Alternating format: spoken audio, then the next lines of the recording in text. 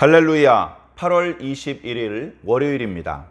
사도행전 말씀 24장 24절부터 25장 12절까지 말씀을 읽고 은혜 나누도록 하겠습니다. 수일 후에 벨릭스가 그 아내 유대 여자 두루실라와 함께 와서 바울을 불러 그리스도 예수 믿는 도를 듣거든 바울이 의와 절제와 장차 오는 심판을 강론하니 벨릭스가 두려워하여 대답하되 지금은 가라. 내가 틈이 있으면 너를 부르리라 하고 동시에 또 바울에게서 돈을 받을까 바라는 고로 더 자주 불러 같이 이야기하더라. 이태가 지난 후 보르기오 베스토가 벨릭스의 소임을 이어받으니 벨릭스가 유대인의 마음을 얻고자 하여 바울을 구류하여 두니라. 베스토가 부임한 지 3일 후에 가이사랴에서 예루살렘으로 올라가니 대제사장들과 유대인 중 높은 사람들이 바울을 고소할세 베스토의 호의로 바울을 예루살렘으로 옮기기를 청하니 이는 길에 매복하였다가 그를 죽이고자 함이더라. 베스토가 대답하여 바울이 가이사랴에 구류된 것과 자기도 멀지 않아 떠나갈 것을 말하고 또 이르되 너희 중 유력한 자들은 나와 함께 내려가서 그 사람에게 만일 옳지 아니한 일이 있거든 고발하라 하니라. 베스토가 그들 가운데서 8일 혹은 10일을 지낸 후 가이사랴로 내려가서 이튿날 재판 자리에 앉고 바울을 데려오라 명하니 그가 나오매 예루살렘에서 내려온 유대인들이 둘러서서 여러 가지 중대한 사건으로 고발하되 능히 증거를 대지 못한지라. 바울이 변명하여 이르되 유대인의 율법이나 성전이나 가이사에게나 내가 도무지 죄를 범하지 아니하였노라 하니 베스토가 유대인의 마음을 얻고자 하여 바울더러 묻되 네가 예루살렘에 올라가서 이 사건에 대하여 내 앞에서 신문을 받으려느냐. 바울이 이르되 내가 가이사의 재판 자리에 앞에 섰으니 마땅히 거기서 신문을 받을 것이라. 당신도 잘 아시는 바와 같이 내가 유대인들에게 불의를 행한 일이 없나이다. 만일 내가 불의를 행하여 무슨 죽을 죄를 지었으면 죽기를 사양하지 아니할 것이나 만일 이 사람들이 나를 고발하는 것이 다 사실이 아니면 아무도 나를 그들에게 내줄 수 없나이다. 내가 가이사에게 상소하노라 한데 베스토가 배석자들과 상의하고 이르되 네가 가이사에게 상소하였으니 가이사에게 갈 것이라 하니라. 아멘. 또 새로운 국면으로 접어들고 있습니다. 오늘 말씀은 그 이야기의 전개 특성상 24장 뒷부분과 또 25장 앞부분을 이어서 읽었습니다. 24장과 25장 사이에는 그 관할 지역, 유대 지역을 관할하는 총독이 바뀌는 이야기가 나오죠. 그래서 24장까지는 벨릭스라는 사람이 관할 총독이었습니다. 예수님 때는 빌라도가 총독이었죠. 빌라도 다음에 벨릭스가 온 것은 아닐 것입니다. 중간에 총독이 누구였는지는 별로 중요하지 않기 때문에 누가 총독이었는지 소개되지 않았고 총독의 임기는 짧으면 2, 3년, 길어봤자 10년을 넘기지 않기 때문에 예수님 당시 때 총독이었던 빌라도 뒤에 곧바로 벨릭스가 온 것은 아니고요. 계속해서 이제 새로운 후임자들이 오고 또 떠나고 그렇게 되는 것이죠. 그래서 벨릭스가 총독으로 있을 때 그때 바울이 예루살렘에 그 영내에 이렇게 구류되어 있었는데 그 재판의 과정에서 그 죄인을 호송하는 과정에서 유대인들이 바울을 암살하려고 했죠. 정당한 재판의 과정을 거치지 않고 그가 죄가 있는지 없는지 확인해 보지 않고 무조건 죽이려는 그런 난폭하고 폭력적인 그런 마음과 또 실제로 그 계획을 실행에 옮기기 위한 그런 어떤 모의가 있었습니다. 40여 명이나 되는 사람이 당을 짓고 바울을 죽이기 전에는 먹지도 않고 마시지도 않겠다라고 결의를 할 정도였습니다. 공회에서 바리새인들이 바울을 죽이는 것에 찬성하지 않자 공회를 통해서 죽이는 것이 쉽지 않다고 판단했기 때문에 그런 무리수를 생각했던 것 같습니다. 참 감사하게도 그렇게 바울을 호송 중에 암살하려는 시도가 있다는 사실을 미리 알게 되어서 이제 책임자였던 천부장은 바울을 좀 더 안전한 가이사랴로 호송을 합니다. 보병과 기병과 창병 동원해가지고 안전하게 바울이 가이사랴에 도착하게 되었습니다. 가이사랴도 내내 유대인의 땅이죠, 어떻게 보면. 그러나 그 땅에는 이방인들이 주로 많이 살고 있고 총독 관저가 있고 당연히 로마 군인들도 많이 있고 유대인들은 상대적으로 많이 살고 있지 않습니다. 그래서 예루살렘보다는 상대적으로 안전한 곳이죠. 그렇게 일단 안전한 곳으로 바울이 호송이 되었습니다. 그리고 나서 유대인들이 내려와서 이제 총독에게 정식으로 재판을 요청을 하는 것이죠. 그동안 천부장이 자기 스스로의 권한으로 진상을 조사하려고 했었습니다. 여러 번 시도를 했었지만 번번이 실패했었습니다. 유대인들이 제대로 뭔가 이렇게 토론을 할 수 있고 신문을 할 수 있고 그럴 수 있는 상태가 아닌 것이죠. 억지를 피우고 소리를 지르고 막 옷을 벗고 먼지를 날리고 여러 가지 방법으로 정상적인 신문을 방해했고 이유는 알 수 없지만 자기가 봤을 땐 바울이 무슨 감옥에 갇히거나 매질을 당할 만한 그런 죄를 저지른 것이 없는 것 같은데 또 다른 유대인들이 흥분을 했고 분노를 하고 심지어 죽여야 된다고 소리를 지르기까지 하기 때문에 별것 아닌 것 같은 사건인데도 불구하고 자꾸 이렇게 일이 커져서 여기까지 온 것입니다. 그래 베스도 앞에서 정식 재판이 열렸어요. 유대인들도 나름 준비했습니다. 나름 이제 더둘로라고 하는 변호사를 대동을 했습니다. 그래 총독이 재판석에 앉았고 고소인들 먼저 고소하십시오 라고 했을 때 그 더둘로라는 사람이 여러 가지로 나름대로 아부도 하고 하면서 자신들이 왜 이 바울을 고발하려고 하는지에 대해서 이야기를 했습니다. 지난 주일날 말씀드렸던 것처럼 그들의 고발 내용들은 얼토당토 않은 일입니다. 로마 총독 앞에서 고소할 내용이 아니죠. 증거도 없고 또 유대인의 종교에 관한 일이고 그런 것뿐입니다. 그리고 유대인들을 선동한다, 나사렛파의 수괴다 이런 주장은 억지이고 근거가 없는 그런 내용들이었습니다. 총독은 곧바로 이어서 피고의 입장에 있는 바울에게 자유롭게 자신을 변명해 보라라고 이야기를 했습니다. 바울이 변명을 했습니다. 네, 저는 잘못이 없습니다. 저 예루살렘 온 지 12일밖에 안 됐습니다. 그 12일 동안 저는 군중 집회를 하거나 사람들을 만나거나 선동하거나 하지 않았습니다. 저는 그 기간 동안에 나시린의 결례를 따라서 매일같이 성전에 출입하며 하나님께 제사를 드리고 기도했을 뿐입니다. 제가 그렇게 제사에 참여했고 기도하고 있었다는 것을 본 친구들이 많이 있습니다. 그러나 저 고소인들이 주장처럼 제가 유대인들을 모으고 그들을 선동하고 군중 집회를 열고 했던 사실이 없습니다. 저는 잘못이 없습니다. 그래, 사실은 여러 차례 말씀드리지만 바울의 이 재판은 싱거운 재판입니다. 죄가 있는지 없는지 아리까리해. 야, 이거 죄가 있다는 증거도 있고 없다는 증거도 있고 야, 이거 어떻게 되는 거지? 그런 복잡한 사건이 아니에요. 명백하게 바울은 무죄입니다.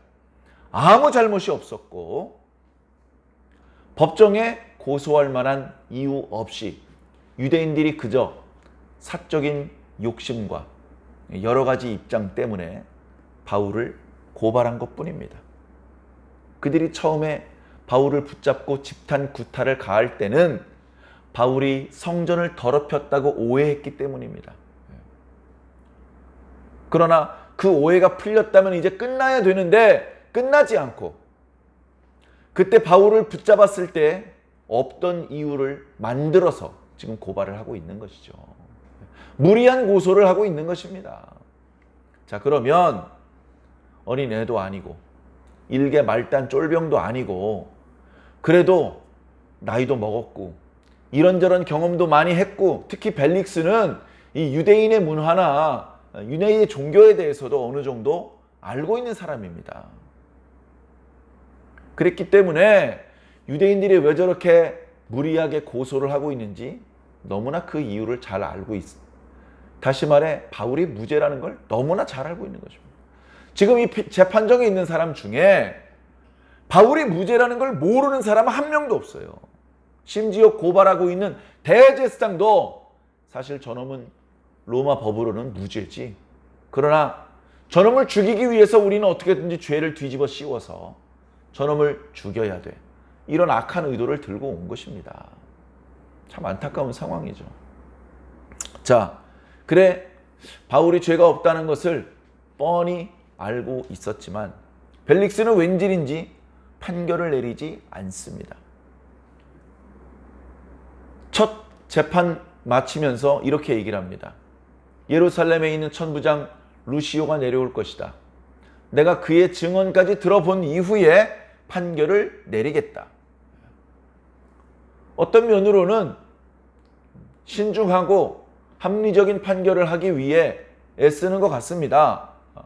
그러나 실제로는 어떻습니까? 오늘 말씀해 보니까 그로부터 2년 동안 판결을 내리지 않습니다. 루시오 그 천부장이 예루살렘에서 가이사랴로 내려오는데 2년이나 걸립니까? 2년 동안 판결을 내리지 않아요. 계속 가둬둡니다. 계속. 무죄라는 걸 너무나 명확히 알고 있는데 그냥 가두어 둡니다. 왜 그러지?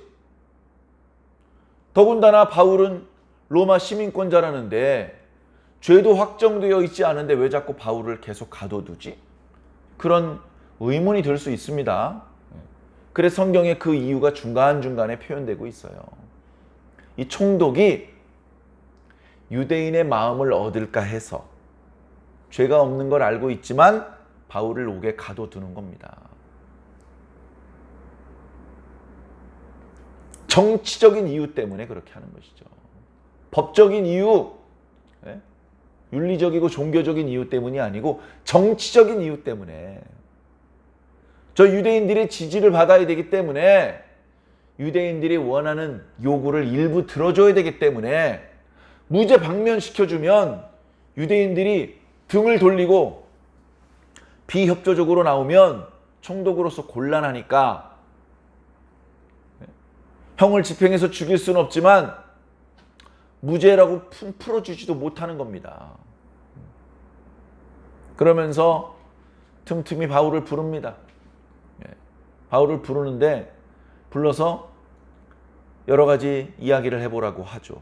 그러면 바울은 그 기회를 어떻게든 빠져나가기 위해서 총독 각하 왜 이러십니까? 오늘따라 얼굴도 잘생겨 보이시네요. 저를 풀어주시면 돈을 드리겠습니다. 이런 식으로 풀려나기 위해서 그 시간을 쓰지 않고 그 기회에 하나님의 말씀을 선포합니다. 오늘 말씀해 보니까 의와 절제와 장차 오는 심판에 대하여 강론했다라고 말하고 있습니다. 그 말씀을 펠릭스 총독과 그의 아내 드루실라가 들었답니다. 드루실라는 유대 여자입니다. 말이 유대 여자지 로마 사람과 결혼해서 제사를 드리겠어요? 기도를 하겠어요? 회당에 가겠어요? 뭘 하겠습니까? 혈통적으로만 유대인일 뿐이지 정신적으로 문화적으로 로마 사람입니다. 그냥. 그러나 이제 관심은 있는 거죠. 관심은. 그래가지고 여보, 바울이라는 사람이 있는데 이야기꾼이야. 심심한데 불러다가 얘기 좀 들어볼까? 그거 참 좋은 생각이네요. 그럼 저도 오늘 같이 들어도 돼요? 아이, 그럼 되고 말고. 여봐라, 바울을 불러오도록 하여라. 추가적으로 조사할 것이 있다. 알겠습니다. 바울이 왔습니다. 편하게 앉게. 우리 아넬세.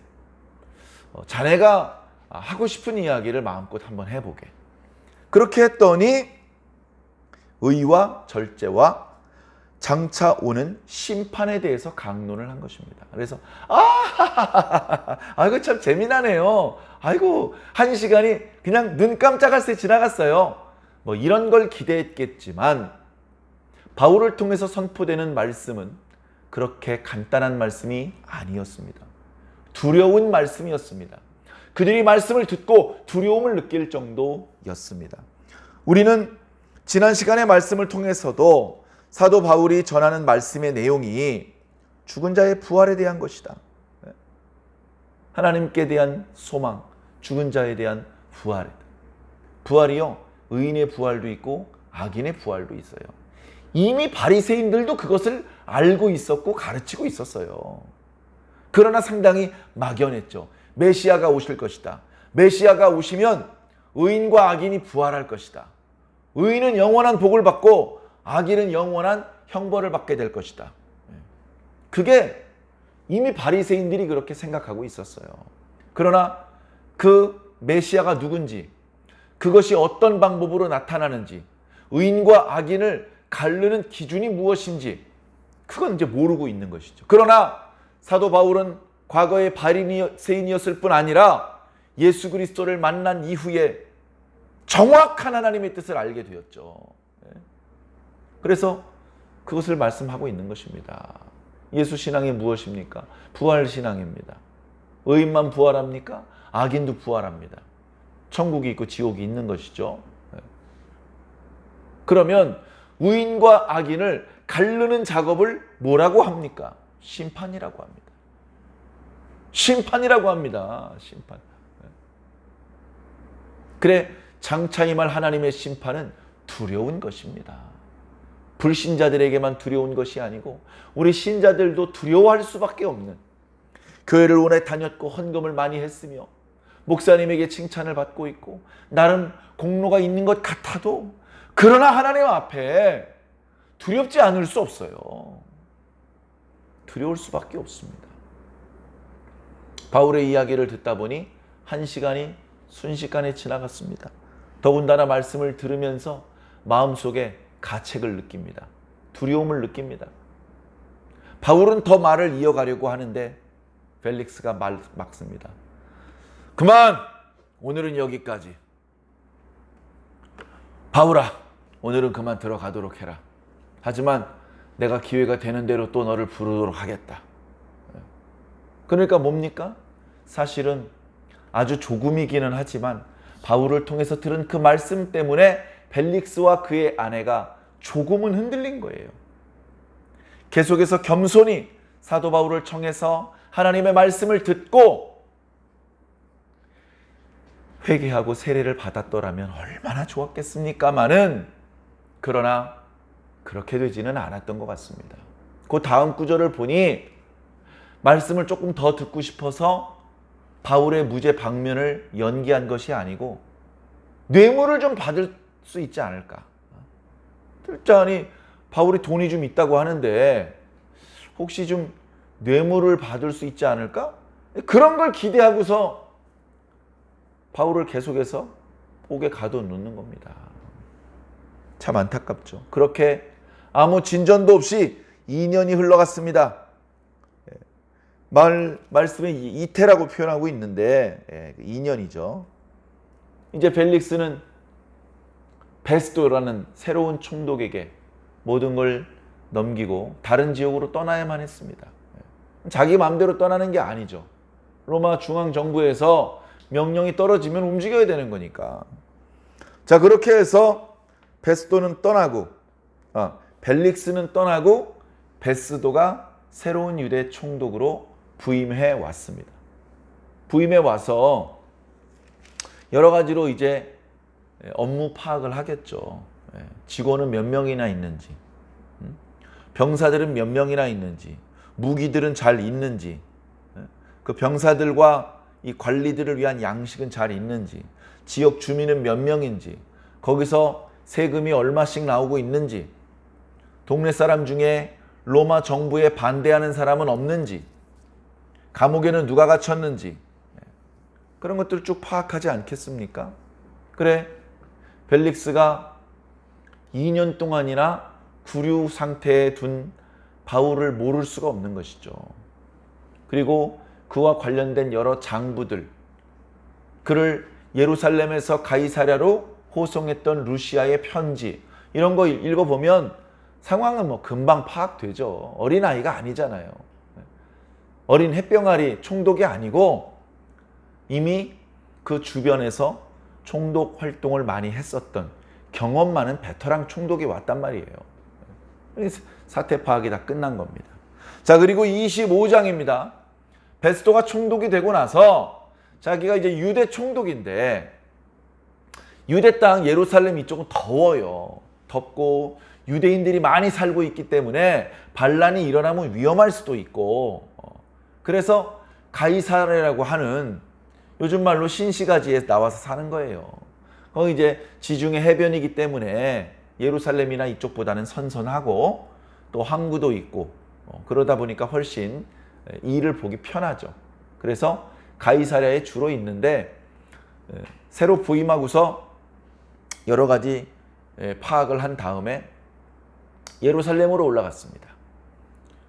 그래서 예루살렘의 그 유대인들 지도자를 만나서, 안녕하십니까? 저는 이번에 새로운 부임받은 총독 베스도라고 합니다. 여러분들 저를 많이 도와주십시오. 저를 도와주시면 저도 여러분들을 돕겠습니다.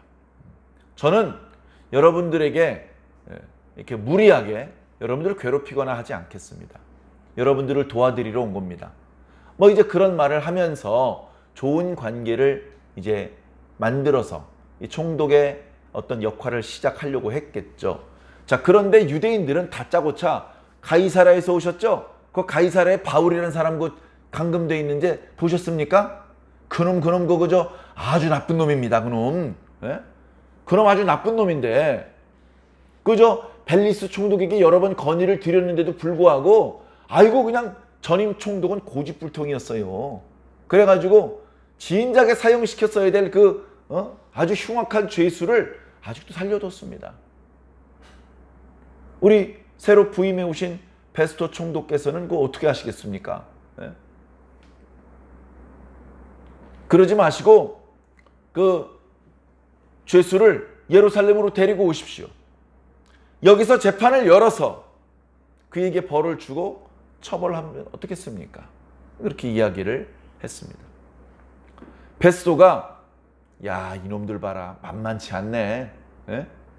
내가 협조해 주겠다, 여러분들을 도와주겠다고 했더니 이놈들 내 머리 꼭대기까지 올라와서 나를 부리려고 하네. 그래서 그들이 요구하는 대로 들어주지 않기로 했습니다. 하하, 뭐 그럴 건 있습니까? 저도 이제 예루살렘 주변 한번 돌아본 다음에 곧바로 가이사랴로 돌아갈 것이니 여러분들도 저와 함께 가이사랴로 내려오시죠. 거기서 재판을 제가 열어드리도록 하겠습니다. 네. 그렇게 하고 이제 가이사랴로 돌아왔습니다. 유대인들도 몇 사람 같이 따라왔겠죠. 거기서 이제 곧바로 이제 재판을 열은 겁니다. 그래서 재판석에 신임 총독 베스도가 앉고, 그리고 죄수를 데리고 나오라고 했습니다. 그랬더니 바울이 보이자마자 예루살렘에서 내려왔던 유대인들이 삿대질을 해가면서 막 또 소리를 지릅니다. 이 나쁜 놈, 총독 각하, 이놈이 바로 그 나쁜 놈입니다. 이놈이 얼마나 나쁜 놈이냐면요, 여러 가지 얘기를 했겠죠. 그러나 증거가 없어요. 아무런 증인도 증거도 없는 그런 고발을 하고 있습니다. 그래, 지난번 총독과 마찬가지로 이번 총독도 바울에게 반론의 기회를 주었죠. 바울이 반론한 내용을 다 기록하진 않았습니다. 말씀을 읽어보시면 알겠지만 요약해서 기록해 놓은 거예요. 요약해서. 바울이 뭐라고 말했습니까? 예, 저는 잘못이 없습니다. 율법으로도 성전으로도 가이사에게도 아무 잘못이 없습니다. 그럼에도 불구하고 9절에 보니까 베스도도 똑같은 놈인 거죠. 베스도도 유대인의 마음을 얻고자 하여. 얼른 보면 무죄잖아요. 아이고 여러분 무죄네요.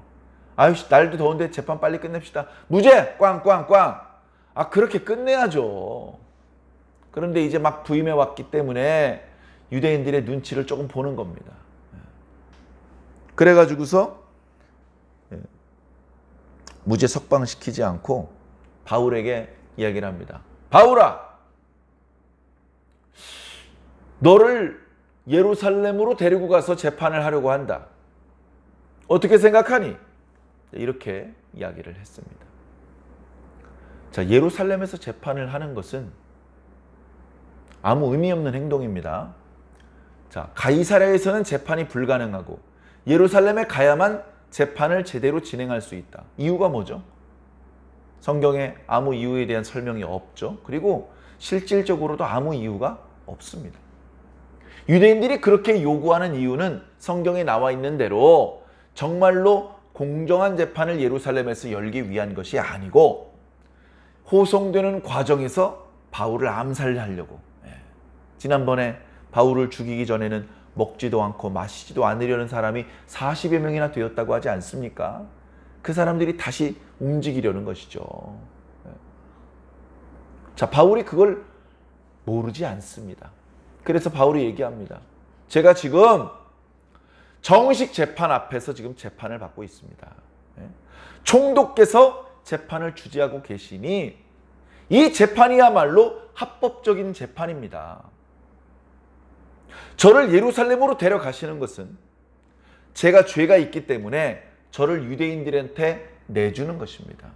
그러나 총독께서도 아시는 것처럼 저에게는 아무 잘못이 없습니다.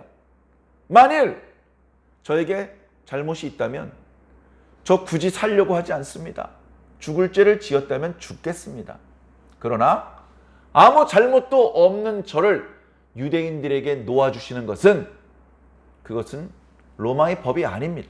그러면서 마지막에 저는 가이사에게 상소합니다. 이렇게 선언을 한 겁니다. 이건 로마 시민권자만 이렇게 말할 수 있습니다. 뻔히 잘못을 했음에도 불구하고 나는 가이사에게 상소합니다. 이렇게 선언을 하면 그 사람은 로마로 호송되어서 가이사 앞에서 한 번 더 재판을 받게 됩니다. 거기서도 죄가 인정이 되면 할 수 없이 처벌을 받죠. 그러나 그 시간을 벌 수 있는 것입니다. 엄청난 권한이죠. 바울이 지금 그 권한을 쓰고 있어요. 며칠 전에 말씀드렸던 것처럼 주님께서 바울에게 이야기하셨습니다. 바울아, 오늘 예루살렘에서 이야기한 것처럼 로마에서도 이야기해야 될 것이다. 바울은 그때부터 로마에 갈 궁리를 하고 있었을 것입니다. 이번 재판이 잘 끝나면 유대인들의 손을 피해서 로마로 가야지. 그런 생각을 했을 것입니다. 그런데 이게 웬일이 쉽지 않습니다. 벌써 갇혀 지낸 지가 2년이 넘습니다. 가지고 왔던 돈도 다 떨어졌습니다. 그래 고민하던 중에 유대인들이 다시 자기를 죽이려는 위험에 떨어질 것 같으니까 로마 시민권자로서의 권리를 사용하는 것입니다. 죄수의 신분이 되어서라도 로마에 가야 되겠다. 주님께서 말씀하신 대로 난 로마에 가서도 복음을 전해야 돼. 그렇게 사도 바울이 로마 시민권자의 권리를 사용했습니다. 그러자 당황했을 것입니다. 그 당황했다는 내용이 이제 이어지는 말씀에 나오는데요. 베스도가 옆에 있는 사람하고 이야기를 합니다. 수덕수덕. 그러더니 바울아, 네가 가이사에게 호소했으니 가이사 앞에 가게 될 것이다. 그렇게 말하는 것으로 이제 오늘 우리가 묵상하는 말씀은 끝나는데요. 그러나 사실 별 사건도 아닌데 그저 유대인들의 환심을 살까 해서 예루살렘에 가서 재판을 하면 어떨까라고 제안했을 뿐인데 저렇게 바울이 펄쩍 뛰면서 나 그럴 거면 여기서 재판 안 받고 로마에 가서 재판 받겠소. 그렇게까지 나올 줄 몰랐던 것입니다. 사실은 분명한 혐의가 없는 상태에서 로마로 죄인을 호송하는 것도 무리합니다. 뒤에 나오는데요. 야, 베스토 총독, 얘 황제폐야. 아니, 얘는 왜 보낸 거야, 나한테? 아, 그놈이요? 이런 잘못이 있어서 보냅니다.